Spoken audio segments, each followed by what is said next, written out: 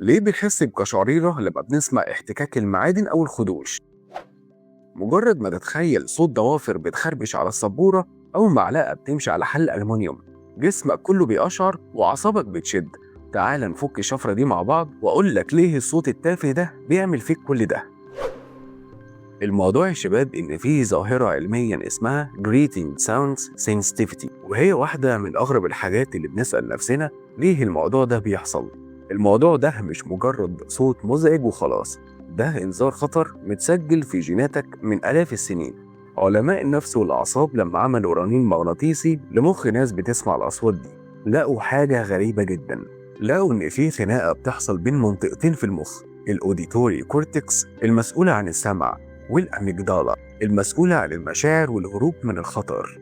أول ما الصوت ده بيوصل ودنك، الأميجدالا بتستلمه وبتعتبره تهديد، فتقوم بعتها إشارة قوية للجهاز العصبي عشان يفرز أدرينالين ويخلي شعرك يقف وجسمك يترعش. طب ليه مخنا شايف إن صوت الاحتكاك المعادن أو الخدش خطر؟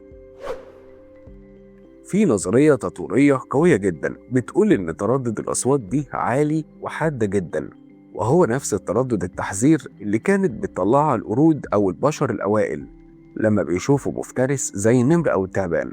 فإحنا ورثنا حساسية مفرطة للتردد ده بالذات، عشان أول ما تسمعه تنتبه وتخاف فتهرب وتعيش. وفي تفسير تاني لذيذ قوي بيقول إن شكل القناة السمعية عندنا متصمم بشكل بيخلي الأصوات اللي ترددها ما بين 2000 و 4000 هرتز، وهي دي الأصوات الخدش، بيحصل لها تضخيم مرعب جوه ودنك. يعني الصوت اللي انت سامعه بسيط ده ودنك حرفيا بتكبره وتخليه يلمس في أعصابك الحساسة، وده اللي بيسبب لك الشعور اللي بنسميه القشعريرة اللي بتمشي في ظهرك.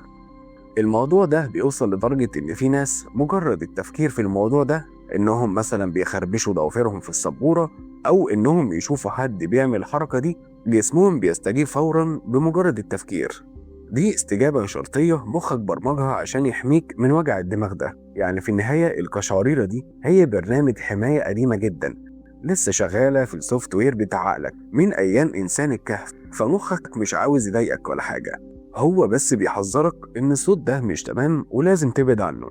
قولي بقى إيه أكتر صوت ممكن يخلي أعصابك تفك وشعرك يقف بمجرد ما تسمعه؟ نستنى نشوف مين محترف خربشة معانا في الكومنتات. وبكده خلصت حلقتنا، وما تنساش تشارك رأيك في الكومنتات، وما تنساش تتابع صفحتنا عشان يوصلك كل جديد. سلام.